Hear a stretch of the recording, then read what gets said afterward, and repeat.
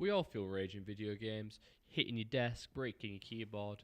Not because we lose, but because we could have won.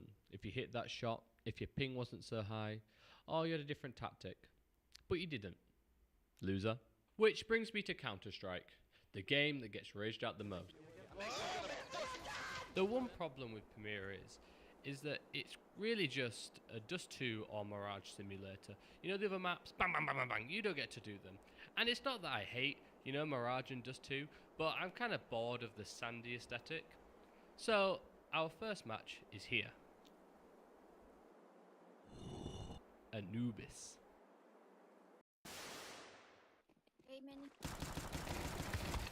Yeah, it's one of those games. Anubis, the sandy map from Egypt, where you can find diamonds and gold hidden in sarcophaguses. But for me, I find Steve. This is Steve.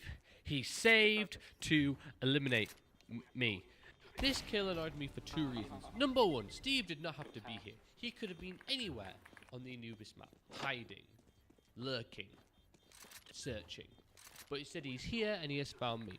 Number two, I didn't kill him. Just watch this clip. Watch it again. Watch it again. You see that?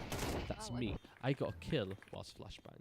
Now this annoys me for two reasons. I can get a kill whilst flashbanged, but I can't get a kill whilst I see the enemy. Which is one of two things. Either it is luck, or I am smooth-brained. Now, I know the one that I'm thinking of. Yeah. It was a bit embarrassing. My heads were in the clouds.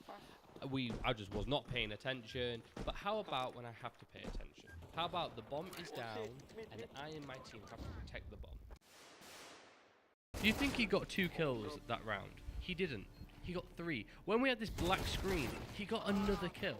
He just killed 3 blind mice pretty much. Just gunned us all down. But maybe that's it.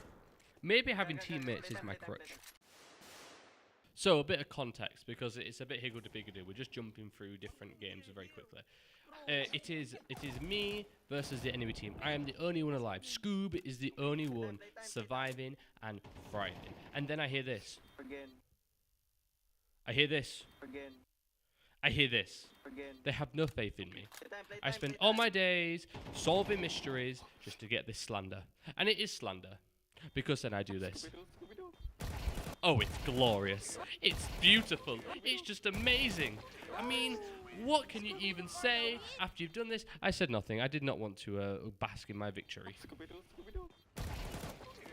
And it is just beautiful. Call me Emmanuel because I always be clutching. That is crazy.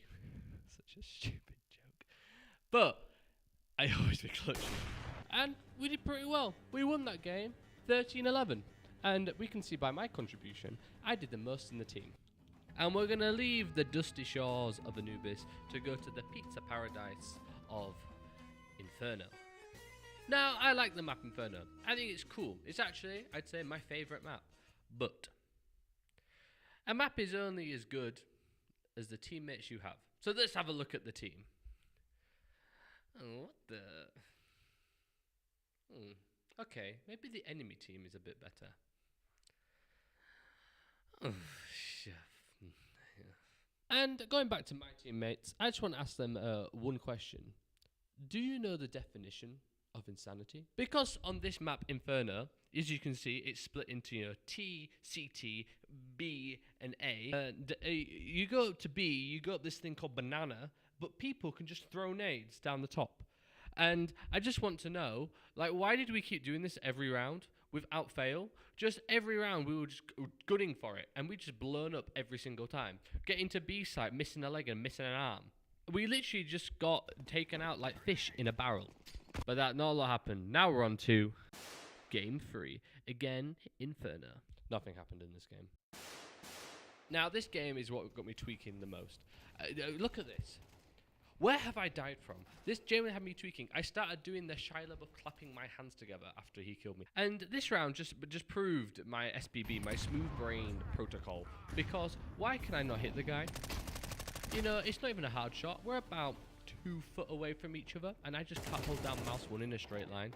I'm about to drop some CS knowledge on you, some CS book. There is a phenomenon called 007, which is when you get 0 kills, 0 assists, and 7 deaths. And I am the CEO of this club. I am forever not getting any kills or assists and always dying, much to my chagrin.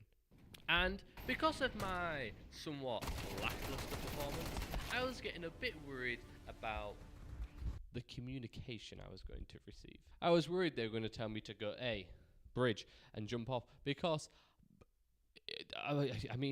you would be annoyed too. You worked a hard day at work, and you come home to this.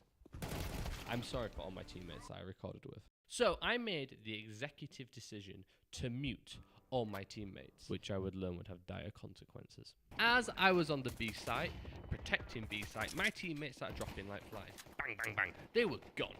They were gone. But because I couldn't hear my teammates, I didn't know what was happening. And it's only when I checked myself that it all died, I decided to rotate. And I made the, again, executive decision to unmute my teammates, because I realized communication is an important part of this game. And like my cycle of muting and unmuting, I want to bring this to my next point. Like any toxic relationship, you remember the good parts. The aces. Well, not for me. The good kills. Not for me. The kills through a flash. I did that. Yeah, I did that away from me. That is on the internet forever now. And you get this like romanticized version of yourself whenever you're doing bad, like, oh, I was so good that one game. How's that happening now? Like, you know those times in life when you have no money and you think back to the times in life when you had money? It's like that. And like, forget those rose tinted glasses. You got like a rose cardboard box on your head. There is no way you play this good all the time. And the thing is, the only way I look like James Bond in my relationship is with Counter-Strike is my KD. But even James Bond, after a bad day of work, has to go back to the office.